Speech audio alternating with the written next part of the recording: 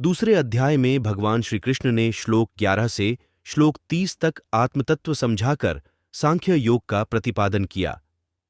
बाद में श्लोक 21 से श्लोक 73 तक समस्त बुद्धिरूप कर्मयोग के द्वारा परमेश्वर को पाए हुए स्थित प्रज्ञ सिद्ध पुरुष के लक्षण, आचरण और महत्व का प्रतिपादन किया। इसमें कर्मयोग की महिमा बताते हुए भगवान ने 47 तथा 48वें श्लोक में कर्मयोग का स्वरूप बताकर अर्जुन को कर्म करने को कहा। 39वें श्लोक में समत्व बुद्धिरूप कर्मयोग की अपेक्षा सकाम कर्म का स्थान बहुत नीचा बताया। 50वें श्लोक में समत्व बुद्धियुक्त पुरुष की प्रशंसा करके अर्जुन को कर्मयोग में जुड़ जाने के लिए कहा और 51वें श्लोक में बताया कि समत्व बुद्धियुक्त ज्ञानी पुरुष को परम पद की प्राप्ति होती है।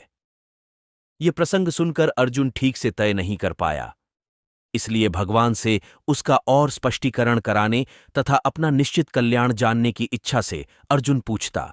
अर्जुन बोले, हे जनार्दन, यदि आपको कर्म की अपेक्षा ज्ञान श्रेष्ठ मान्य है तो फिर हे केशव, मुझे भयंकर कर्म में क्यों लगाते हैं? आप मिले हुए वचनों से मेरी बुद्धि को मानो मोहित कर रहे हैं। इसलिए उस एक बात को निश्चित करके कहिए जिससे मैं कल्याण को प्राप्त हो जाऊं।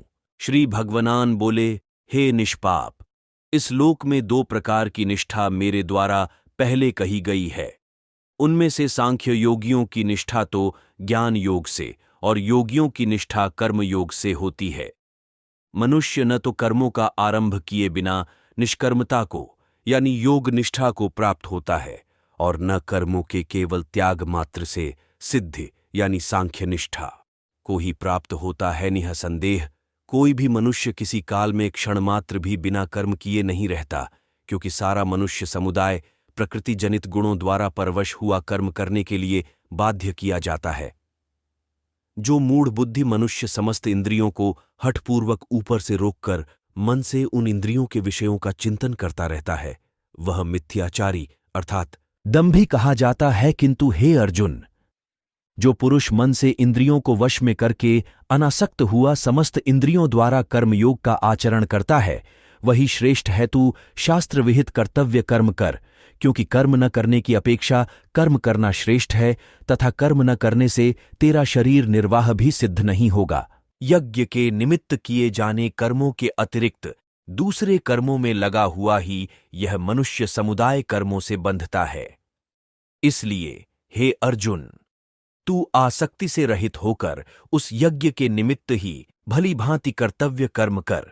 प्रजापति ब्रह्मा ने कल्प के आदि में यज्ञ सहित प्रजाओं को रचकर उनसे कहा कि तुम लोग इस यज्ञ के द्वारा वृद्धि को प्राप्त हो और यह यज्ञ तुम लोगों को इच्छित भोग प्रदान करने वाला हो। तुम लोग इस यज्ञ के द्वारा देवताओं को उन्नत करो और वे देवता तुम लोगों को उन्नत करें। इस प्रकार निःस्वार्थ भाव से एक दूसरे को उन्नत करते हुए तुम लोग परम कल्याण को प्राप्त हो जाओगे।